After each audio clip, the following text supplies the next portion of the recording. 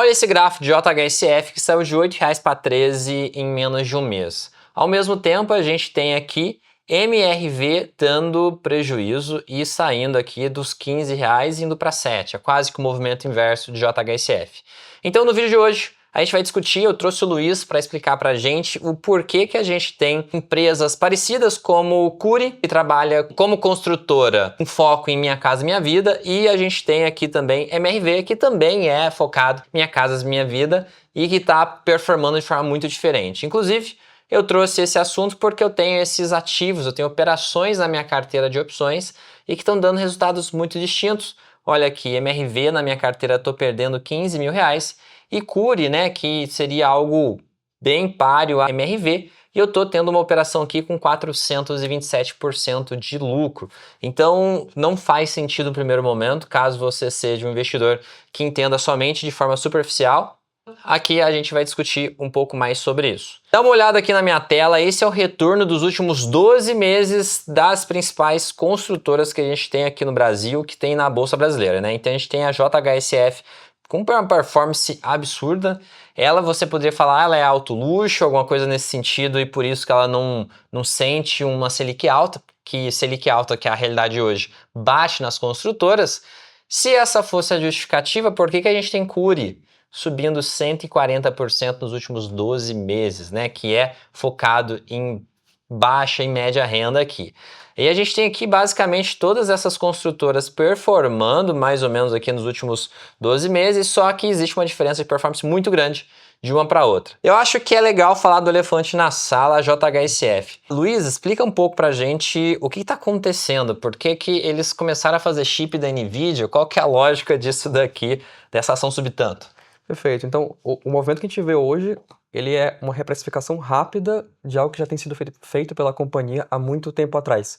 Desde alguns anos atrás, talvez uns 2, 3 anos, eles iniciaram a fase de transformar o modelo operacional, deixar de ser uma empresa intensiva em capital, de muitos investimentos, de construção pesada, e passar a tornar um modelo mais de renda recorrente. O que eles alternaram? Focaram mais ainda no mercado de luxo específico, atendendo talvez demandas que não existiam, personificando melhor o cliente-alvo e, ao mesmo tempo, escolhendo ativos que geram renda recorrente sem a necessidade de um investimento em capital intensivo. Então, hoje eles possuem, por exemplo, aeroportos. O aeroporto Catarina é um exemplo disso, onde eles ganham a renda de todo avião que desce, todo jato que desce e sobe ao ar frente ao hangar, ao mesmo tempo que eles ganham dinheiro também alugando os hangares. Então, são rendas recorrentes que independe de como a economia está indo, enquanto tiver tráfego aéreo, eles estão ganhando dinheiro. E o ponto central aqui é que para você construir um aeroporto, não tem um capital intensivo pesado, exceto, é claro, do terreno que você tem que pagar e encontrar um terreno apropriado. Então, todas essas rendas recorrentes, a companhia adaptou e mudou o negócio dela. No ano passado, em específico, ela realiza uma transação que no Brasil é histórica. Nós nunca tínhamos visto uma transação desse nível e no mesmo racional que eles trouxeram. Eles conseguiram capitalizar, isso é, trazer receitas a partir de um banco de terrenos inoperáveis. Então, essas companhias de construção, elas costumam fazer um movimento que é comprar terrenos baldios, terrenos, para lá na frente realizar alguma construção, criar algum empreendimento. Então, elas ficam com 2, 3, às vezes 10 anos com aquele terreno parado no balanço, para quando houver interesse ou quando o momento estiver correto, eles realizam algum investimento no terreno. A JHSF tinha um banco de terreno muito valioso, parado e inoperável, que não tinha contrapartida nenhuma de receita, e eles conseguiram fazer estrutura de venda, na qual o terreno que era 100% dela, ela vende um percentual para outros sócios interessados e, em contrapartida, se compromete a realizar investimentos futuros para realizar tais empreendimentos. Então, eles fizeram uma transação de 5,2 bilhões de reais e até então o mercado precificou grande parte dessa transação, apesar de um pouco de incerto, conseguiram encontrar sócios potenciais, realizaram, dividiram toda a transação em 2 recebimentos de caixa. Então, o primeiro recebimento de caixa de 3,3 bilhões entrou recentemente no balanço, no resultado do quarto trimestre, e isso surpreendeu o mercado, porque a companhia ela estava até o terceiro trimestre de 2025 com 2,2 bilhões de dívida líquida, então é o que a empresa tinha de dívida. E no terceiro trimestre para o quarto trimestre, após o recebimento desse caixa, ela sai de 2,2 bilhão de dívida e vai para 2,3 de caixa. Ou seja, ela paga a dívida e sobra 2,3 de caixa líquido para ela. E é claro, ela se compromete a realizar os investimentos necessários no prazo definido com os sócios. Então, esse é um tipo de transação que chamou muita atenção do mercado e, naturalmente, ela reforça o que ela já tem feito há muito tempo, que é mudar o negócio, se tornar um negócio mais rentável. No quarto TRI, nós vimos, acho que o primeiro indício de uma JHSF plenamente asset light, que nós chamamos. O que é isso? É uma empresa focada em poucos ativos e muita renda. É uma NVIDIA. A NVIDIA é uma empresa que tem poucos ativos e consegue remunerar aqueles ativos num patamar fora da curva. A JHS está se adaptando para esse tipo de modelo, que é reduzir o nível de investimentos necessários. E a gente viu no quarto trimestre específico, ela entregando quase 60% da receita dela advindo das fontes de rendas recorrentes, 40% cada vez perdendo relevância, enquanto as margens melhorando trimestre a trimestre.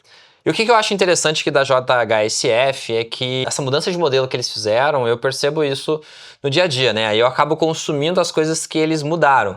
Igual, eles são donos da rede Fazano de restaurante e que ser dono de restaurante não tem a ver com construtora, né? Eles têm lá o Reserva Beach Club, que é aquelas piscinas de ondas. Se eu não me engano, eles são donos ali do Boa Vista, né? Do Fazenda Boa Vista. Eles falam que é a cidade dos bilionários. E lá tem hotéis, né? E quando você frequenta, tudo muito bom, de muito bom gosto, é caro. Então a gente vê que eles têm margem, né, para ganhar nesses produtos. Acredito que daí vem essa receita recorrente diferente de como você me explicou, né? A gente falou, pô, uma construtora, a hora que o comprador tem dinheiro, vou lá, produzo, construo, entrego essas obras e depois fico segurando um momento oportuno. Com uma renda recorrente para o mercado é muito positivo, certo? A previsibilidade de fluxo de caixa é muito maior. Naturalmente, o erro de estimativas, a possibilidade de riscos operacionais aparecerem é menor também, porque a chance de um shopping, talvez de um momento para outro, um shopping da rede da JHSF ter uma vacância enorme é muito baixa, dado o histórico. Ao mesmo tempo, a chance de esses resorts não terem um fluxo conforme histórico é baixa também, porque são modelos de negócio voltados para o uso habitual. Então, o público já está habituado a frequentar aqueles ambientes, o que garante certamente um nível de assertividade dentro da companhia para tomar decisão muito alta. Agora vamos lá, vamos agora para a Cury, que eu acho que é o mais bizarro aqui, eu acho que é essa relação Cury e MRV. As duas empresas, elas teoricamente atuam em Minha Casa Minha Vida, que seria a mesma coisa. O que tem diferença entre essas duas empresas? Perfeito. Acho que quando a gente fala Minha Casa Minha Vida, nós temos diversas empresas hoje de capital aberto que operam, então vai de Cury, Direcional, MRV, Plano e Plano, Tenda, entre outras small caps menores, menos conhecidas. Todas essas empresas operam algumas faixas do Minha Casa Minha Vida. O programa Minha Casa Minha Vida ele é definido com base no ticket médio do imóvel. Então, imóvel, por exemplo, que vai até 350 mil, tem uma faixa X. Imóvel que passa tal valor, faixa Y. Então, são 4 faixas no total. A mais recente, a quarta faixa, foi lançada pelo Lula recentemente, que entra em operação justamente esse ano. Não à toa que é um dos grandes drivers para o setor esse ano, porque as empresas poderão operar mais uma faixa de renda que até então não tinha acessibilidade para os tipos de produtos, porque o programa não englobava o imóvel-alvo das famílias. Todas essas empresas, elas operam a depender dessas faixas. A Cury, especificamente, ela opera na faixa 2 e 3, enquanto a Direcional também. A MRV, ela é mais diversificada, ela opera em tudo. O que vai diferenciar, talvez, a performance de uma para outra são mais as decisões estratégicas e também o posicionamento de cada uma.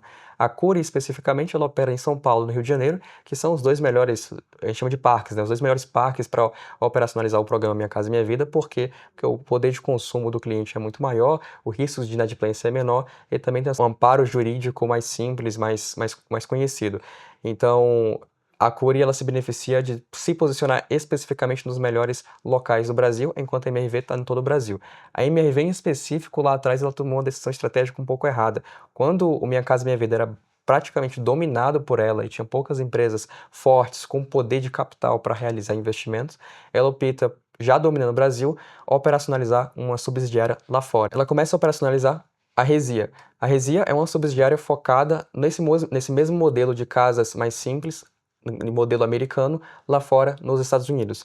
Grande parte da tentativa da companhia de extrair valor nessa subsidiária não aconteceu, porém muitos investimentos foram feitos. É basicamente dinheiro saindo do bolso do investidor e sendo feito para tomar as decisões erradas. E o mercado naturalmente penaliza a ação por causa dessa decisão. E hoje nós temos um Brasil, um mercado que compreende grande parte da companhia forte, mas ao mesmo tempo os dados consolidados são afetados por uma subsidiária lá fora. Então a MRV entra nessa dualidade, onde ela tem uma constante tentativa de vender essa subsidiária problemática e não consegue encontrar um comprador, já conseguiu vender partes, não vendeu o integral de tudo, ao mesmo tempo que ela tem uma certa dificuldade de operacionalizar parte dos empreendimentos que foram lançados. Então esse é um dos problemas atuais da MRV que a Cury especificamente não tem e hoje entrega um dos maiores ROIs do setor de Minha Casa Minha Vida. Tô colocando agora o slide de Cury para você ver, é um ROI absurdo, 78%. Esse ROI aqui, você acha que ele se sustenta ou é por não recorrente? Não, na realidade esse ROI é real. Essa faixa de 60% a 75% é o ROI que a companhia costuma entregar. Caraca, bizarro, né? Muito diferente para uma empresa de construção. Que coisa extraordinária. Então aqui, o que é legal? A JHSF trabalha com alta renda, mas a gente tem também empresas que, teoricamente, tá trabalhando com alto padrão que não tá indo bem, né? Igual a Exetec, o alto padrão puro subiu 15%, enquanto o Cury direcional explodiram para cima, né? Ela também, ela trabalha com alto padrão? Perfeito, também trabalha com alto padrão. E também não foi bem, né? Cirela, deixa eu ver se tá aqui. Ela teve uma performance positiva nos últimos 12 meses, mas vamos colocar até os gráficos aqui, né? Olha que interessante os gráficos. A gente vê aqui MRV, acho que é a pior delas. Vamos dar uma olhada direcional e Cury andando de forma parecida e bastante para cima. Deixa eu colocar aqui Cirela para ver como que ela se comportou. Tirar um zoom aqui. Cirela ainda foi positivo, mas não foi tanto contra as outras, né? Então, é interessante refletir nesse gráfico, né? Que não tem a ver a dualidade baixa renda, alta renda. Foi basicamente o quê? Execução? Execução, decisões estratégicas. A Cirela, em específico, ela é um X-tudo. Então, ela opera desde o alta renda também, mas também opera através de algumas subsidiárias. Ela é dona, inclusive, de empresas que operam Minha Casa Minha Vida e são capital aberto, como a Lavi, por exemplo. E ela consegue diversificar todo o negócio, pegando vantagens desde o alto padrão, que possui alta previsibilidade, baixa volatilidade, mas também é exposto muito mais à taxa Selic, enquanto o baixo padrão, que são mais expostos à Minha Casa Minha Vida e tem uma certa garantia de retorno conforme o governo continua a subsidiar o programa. A gente não falou de direcional. O que direcional tem de positivo? É algo parecido com Cury? A gente tem esse gráfico que você bolou aqui, mostrando como que Cury e direcional anda junto. Por que acontece isso? Esse gráfico é de um comitê interno aqui nosso e a gente estava mostrando um pouco da tese comparando direcional e Cury, que são empresas que hoje nós no mercado utilizamos como perfeitos comparáveis. Então, muitas pessoas realizam pair trading. O que é? Você comprar um ativo e vender o outro, né? Buscando esse fechamento de gap de rentabilidade de um com o outro. E é comum para Direcional e Cury. São empresas que operam as mesmas faixas, tinham até então níveis de retornos muito parecidos, apesar de a Direcional operar em Minas Gerais, as mesmas faixas, e Cury operar em São Paulo e Rio de Janeiro. Então, você vê no gráfico, desde 2021 até agora, nós temos aí 4, 5 anos de operação, a Direcional e a Cury rendem basicamente na mesma base. A gente colocou partindo da base 100, então pegando somente a volatilidade, a variação percentual da ação, ambas estavam muito próximas. De alguns momentos a Direcional perfuma mais, em alguns momentos a Cury perfuma mais.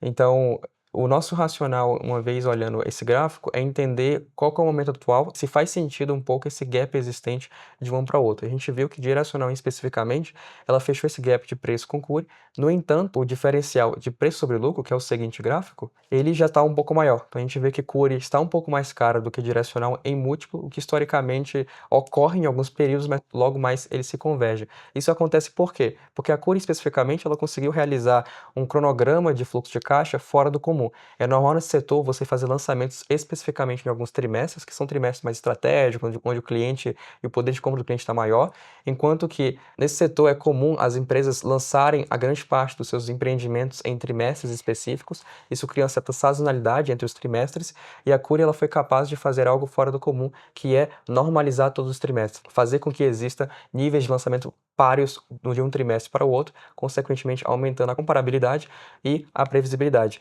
Isso a direcional não consegue entregar.